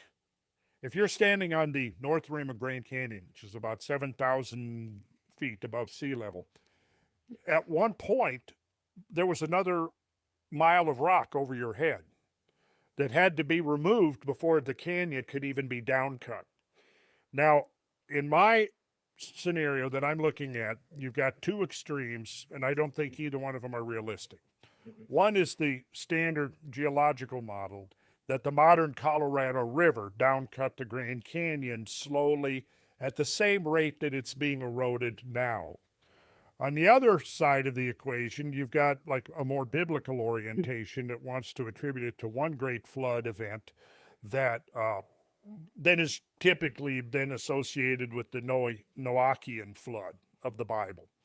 Whereas what I've seen through my own studies of the Colorado Plateau is that it looks like there have been episodes of accelerated erosion juxtaposed upon the more normal rates of erosion such as we see today.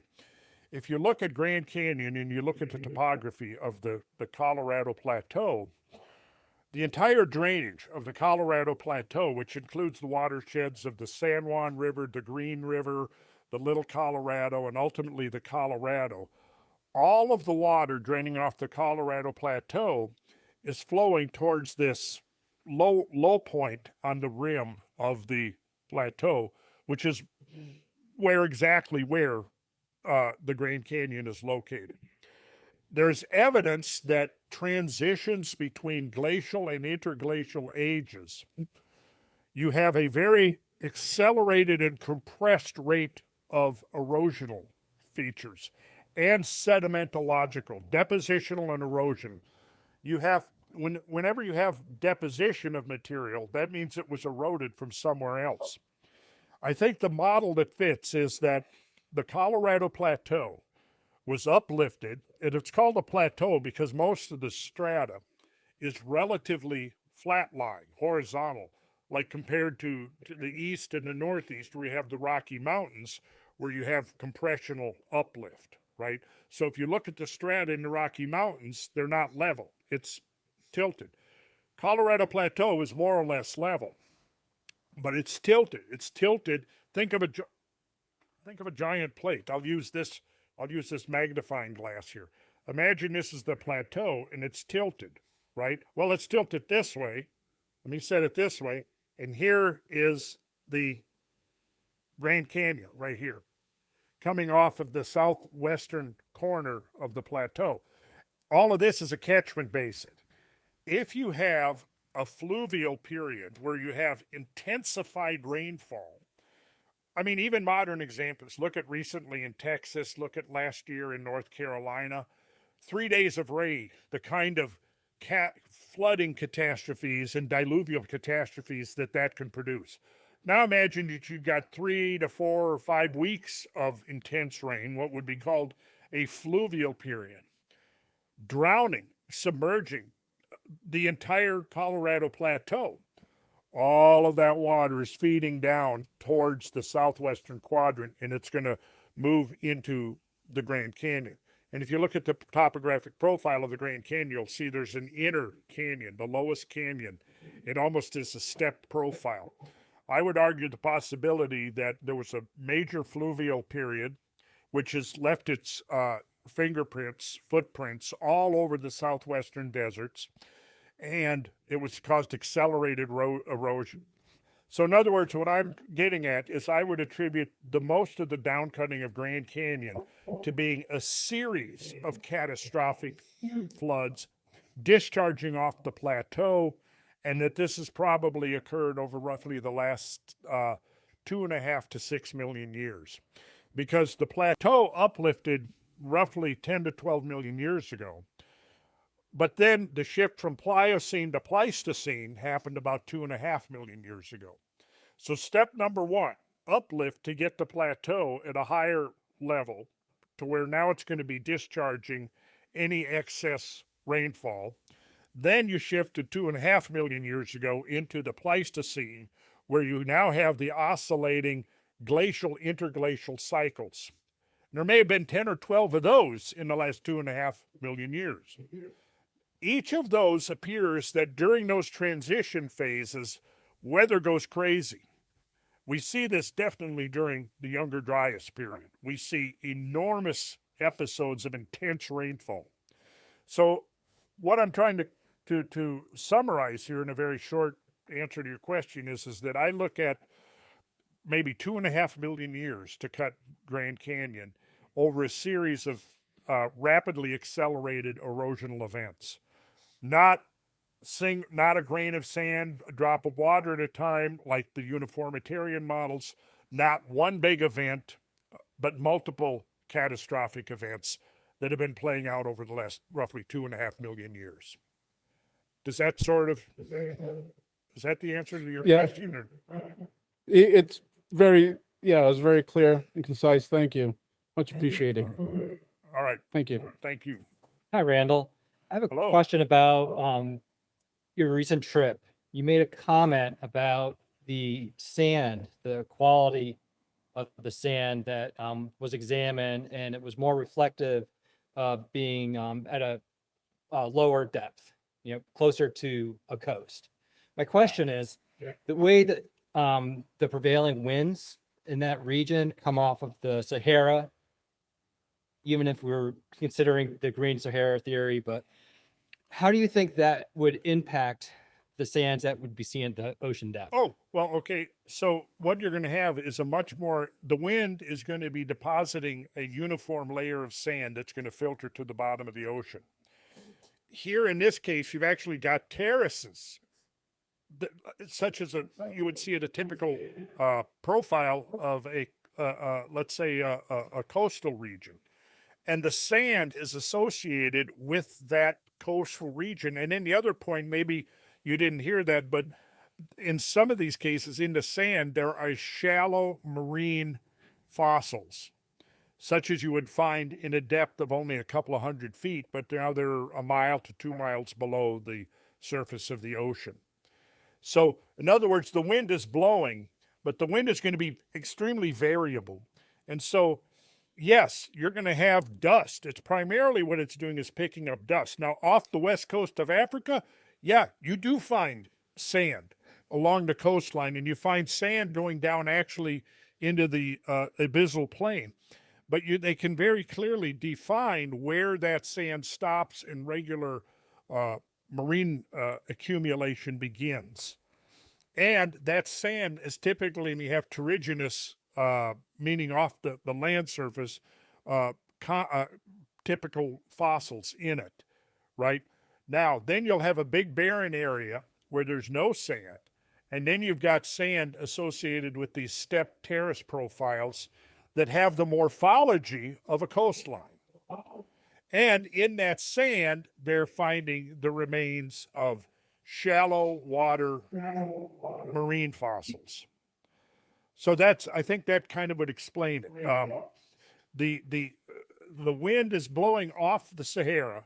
It's blowing sand out. That sand is deposited to the bottom of the sea off the west coast of Africa, and you find terrigenous fossils and remnants in there of land-based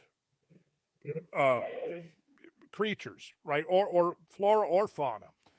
Then on the Madeira abyssal plain, as it's called, you've got this vast area where it's simply, you can see that the normal, the benthic, which are the bottom dwelling, and the planktonic denizens of the water column have died, and they have shifted down, and they've formed these limey marls, right? And so that separates the sand that has come off of the west coast of Africa and the sand that's found in the middle of the Atlantic Ocean. So I think that partially explains what your question would be. It does, and thank you for clarifying. Thank you so much. Oh, you're welcome. Hi, Randall.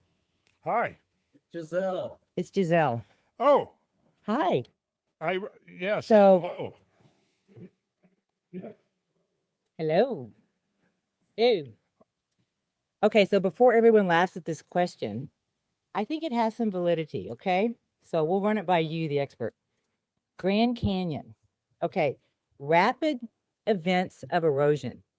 More than one, right? Over the millennium. Okay, so if you look at an aerial of the Grand Canyon and you use certain eyes, it looks like a spine with a bunch of excavation coming off of it, right? Uh-huh.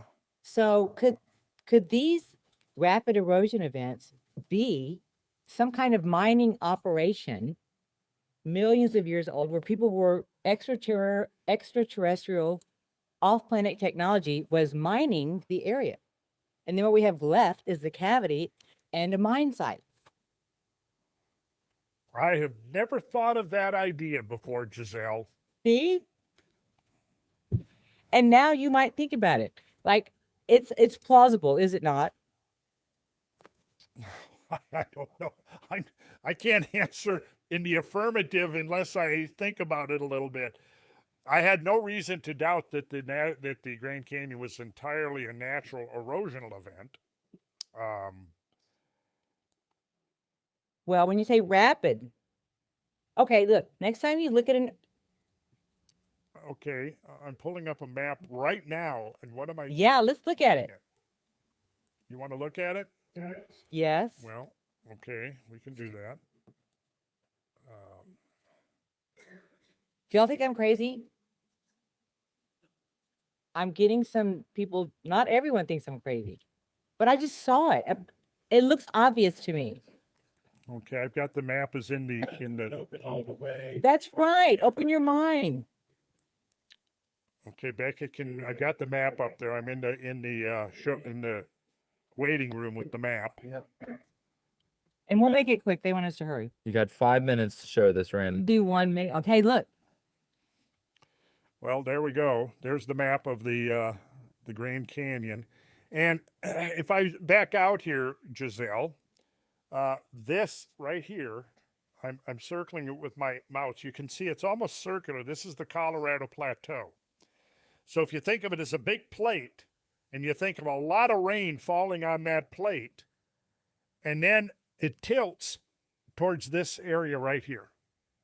So here, everything is sloping towards the Grand Canyon.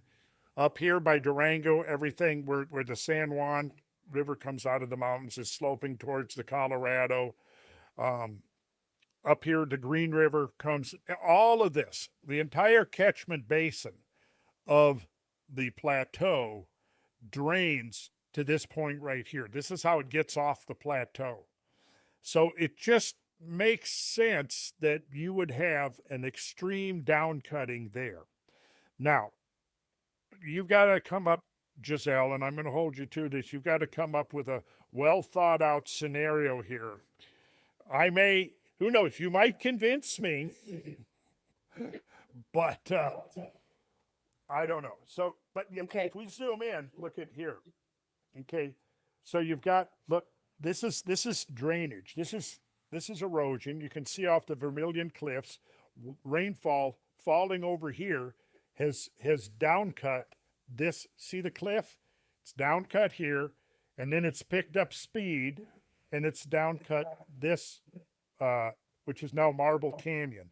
Down here you've got the Little Colorado, which is catching all of the water that's flowing from this area down here, Second Mesa, loop. All of this down here is draining northwest, and then it gets right by Cameron, and then it starts cutting down as the gradient gets steeper, the water moves faster. And as it moves faster, it's more vigorous and energetic, so it can start down cutting much more effectively. And so that drains in here. And you'll see where the big part of it is, where the two watershed discharges meet right here. And that's where your major down cutting starts. But then look up here. You've also got discharge coming off of this area up here by Fredonia and Colorado City. All of this coming down. And then you've got this coming off here. So everything that's surface water caused by rainfall over the Colorado Plateau is all flowing towards this area right here. And I think Point well taken. taken to flow is perfectly sufficient at causing this erosion over 2.5 million years. Thank you. And then the last seed I want to say is, has anyone done a study on how much gold, the density of gold in that canyon area that would have been there or was in the canyon? That's just the last thought. So seed planted. Thank you, Randall. Well, I haven't thought of that, but if you find out of anything, yeah. I would like actually use a little more gold. Okay. Thank you. Bye. Love you. Great to see you again. Hi, Randall. Hey. I really enjoyed the video you did on sacred geometry. I've watched it a couple of times, and I could talk to you all day about it. But related to that, do you have any thoughts on what a Roman dodecahedron could have been used for?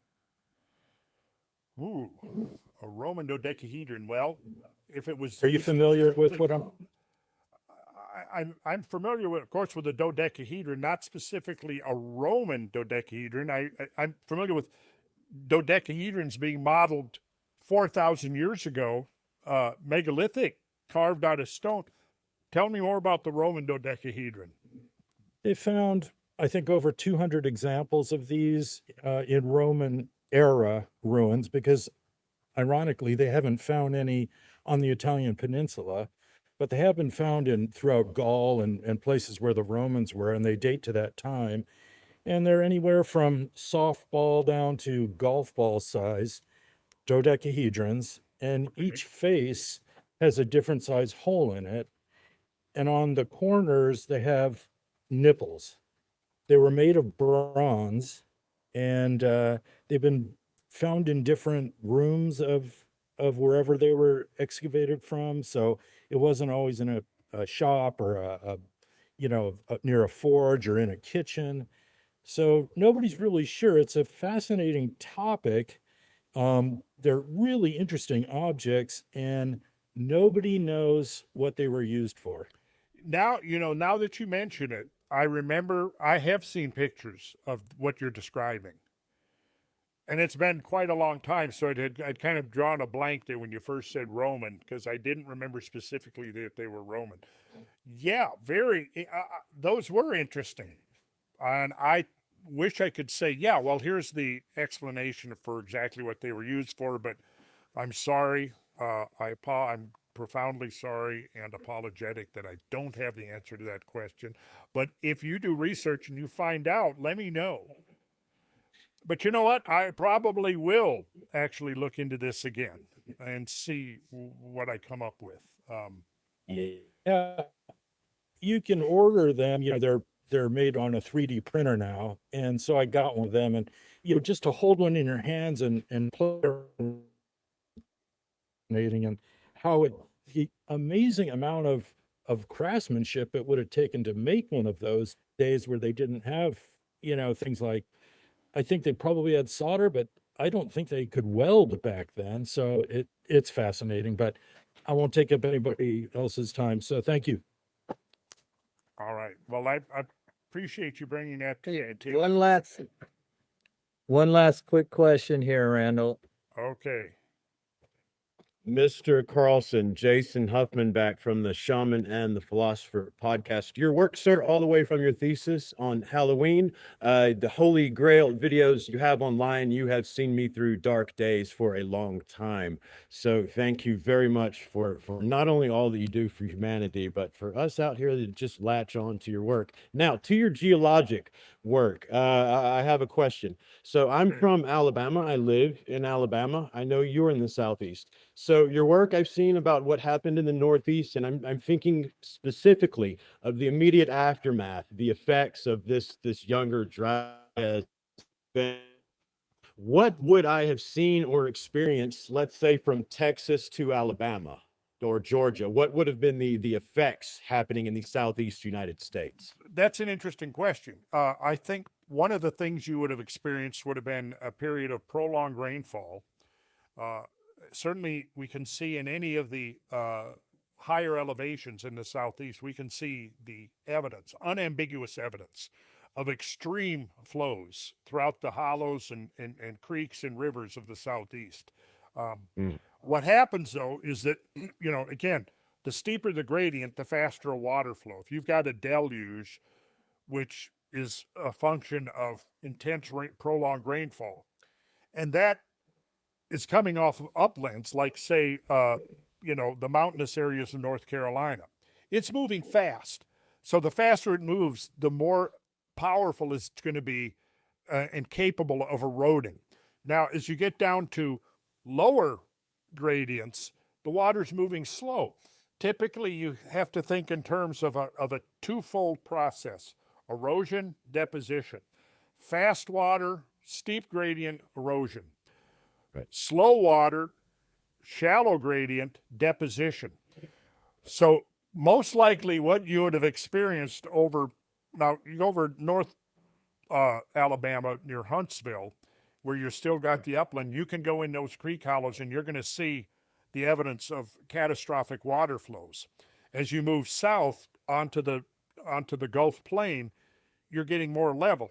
So in the aftermath of the events, if somehow you had survived, most likely what you would see is vast areas of simply mud. Yeah. Just vast fields of mud. Yeah. And which is called, the geological term is alluvium. So you would have seen vast areas just submerged under alluvium. And that will quickly regenerate from, into forests and so on. The foliage. Worms, alluvium. Alluvium. Alluvium is Alluvium. Alluvium. Right. I thought I heard a prefix. Excuse me. Go ahead. Oh, well, you would have seen vast areas of alluvium. Right. And that's going to quickly regenerate. Within a few centuries, it's going to have, foliage is going to have reclaimed that area. And so you're not going to see a lot 1,000 or 10,000 years later, but if you dig down, you're going to see alluvium. Like there's places up in North Georgia where I go sometimes and I look at where streams have cut through. What's interesting in some of these cases is you'll see maybe a foot of topsoil. And at the rate that in the Southeast, topsoil forms at about 1 inch per millennium. So if you've got a foot of topsoil, you're looking at 10 or 12,000 years. Then on top of that, you might have a layer of alluvium, which is water deposited. And then under that, you may have gravel, cobbles, boulders. Sometimes if the water is moving fast enough, it strips away everything that's there down to bedrock. Yeah. If it's a swiftly moving, like here you have to move a little bit into the more of the uplands. We could probably do a trip up into the uplands of up there near Huntsville and the northern area. Indeed. Yeah. Mentone. That's where I explore. Yeah. Lookout Mountain. Yeah. You would probably find this very similar thing. Like up in northern Georgia, I can go to creeks where you've got bedrock outcrops, and then that would have been covered in sediment prior to these floods, but the floods come in, flush everything out. Now you got bare bedrock. Then as the floods subside, they're vigorous. So they're carrying gravel, cobbles, rocks. That gets laid down right on top of the bedrock. Now, if the water is slowing down, the finer stuff deposits later. Obviously, the bigger the material, it's going to be the first stuff that gets deposited. So you can see this gradation. You can see bedrock, rocks, gravel, cobbles. Then you're going to see finer grained alluvium, and then you're going to see 10,000 years of topsoil on top of that. Got it. That's a pretty unambiguous sea. And that water exited into the Gulf of Mexico, am I right? Then the load yeah. here. And in fact, one of the major discharge points was right at the bay there. The whole Mobile Bay? Which one? Mobile Bay? Mobile, yes. Yeah. That would have been a drainage point. Oh, perfect. Excellent. That's right. You've explained much, sir. Thank you so much for your time. Godspeed in your recovery. Be well, okay? Thank you. Good question. Maybe we'll join you out in the field one of these days. Would love that. Thank you, sir. One more question, Randall. Sam Sampson is here. Remember Sam? I remember, well, we'll see. Hey, Randall. Oh, there. Yep. Question. Sam. Okay. So this is the Chartres Cathedral in France.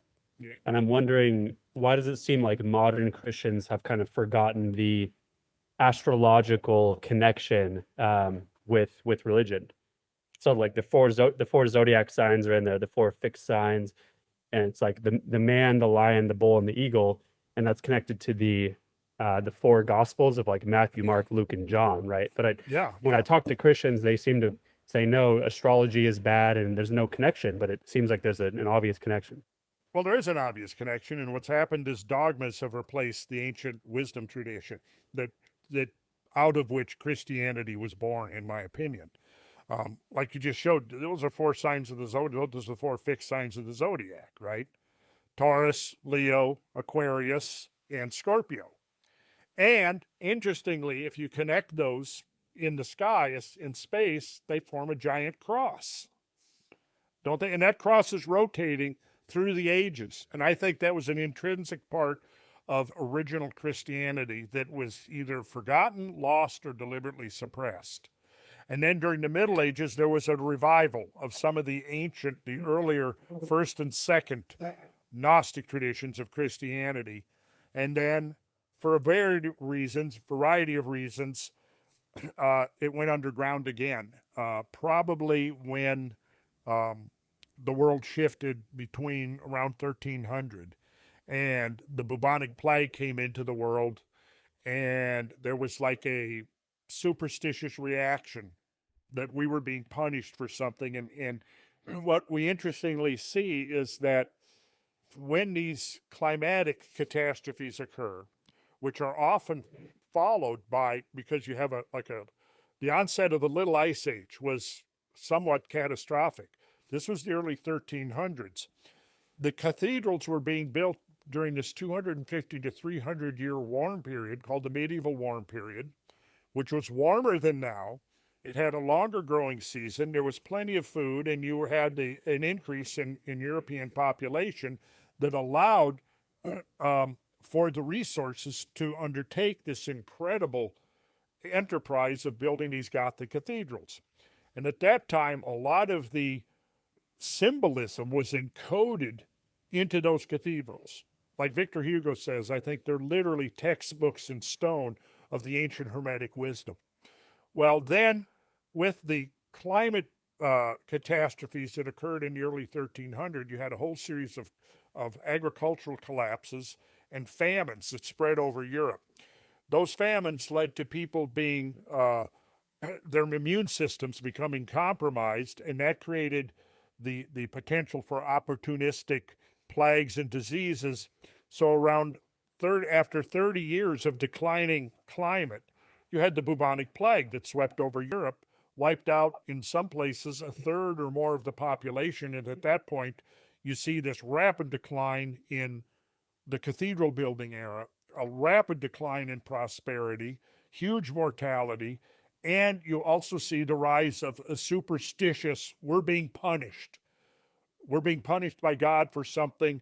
And interestingly, between there and up to the late 1600s, every time there's a climate catastrophe, where there's a several, let's say, years in a row of cold weather and agricultural collapses, famine and disease, there is an oppressive response.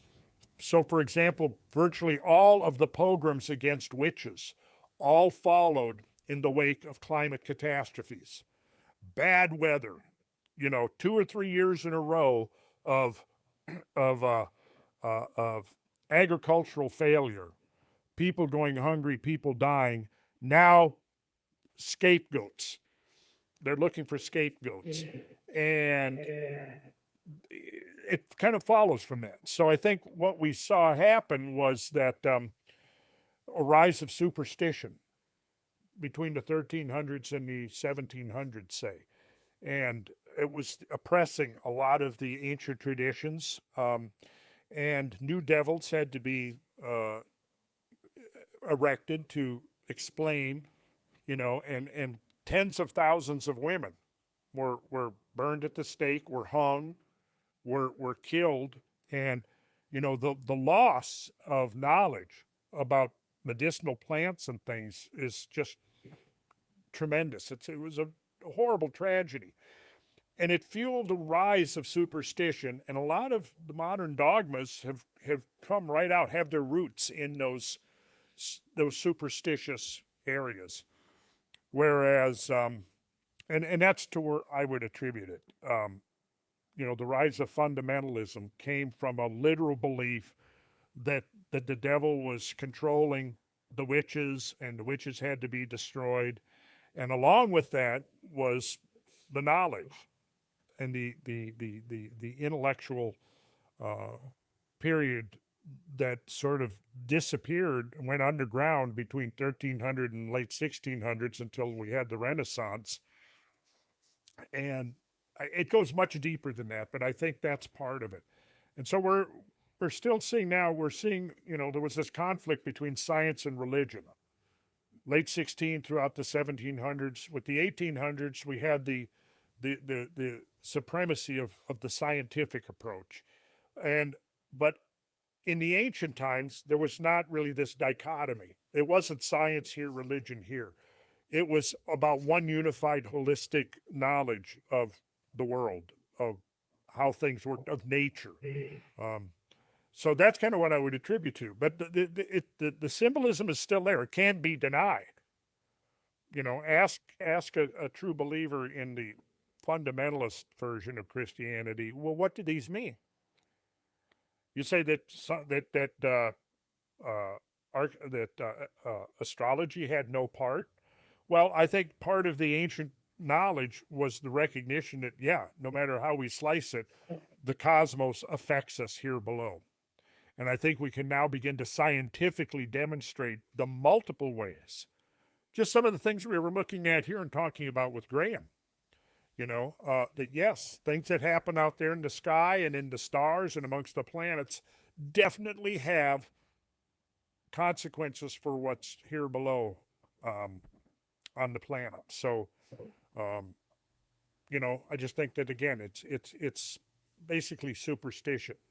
And I don't think it has much to do with original Christianity. It was part of a wisdom tradition. Awesome. Thank you, man. Okay. All right. Yeah. Hi there, Randall. Hi there, Robert. Thank you so much, Randall, for joining us. That was really cool. Everyone's really elated here. Let's give Randall a hand. We appreciate you so much. It was really great having you on. Super cool. And we look forward to seeing you in person in May. Okay. Love it, man.